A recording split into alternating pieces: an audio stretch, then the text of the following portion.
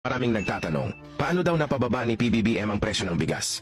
Oo, dati parang imposible pero ngayon, nagbubunga na ang mga proyekto ni Pangulong Marcos Jr. Ito lang naman mga kababayan ang rason kung bakit bumaba ang presyo ng bigas.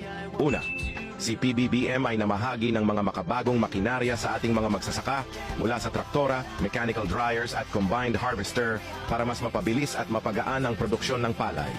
Pangalawa, namigay din ang Pangulo ng high-yielding seeds at fertilizers sa mga magsasaka kasabay ang Soil Health Program para mapalakas ang ani at kalidad ng ating bigas.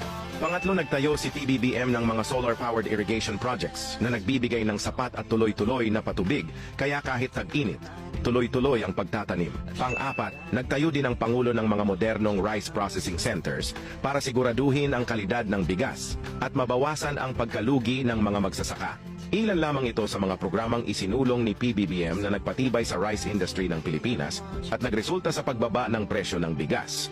Maraming salamat, PBBM.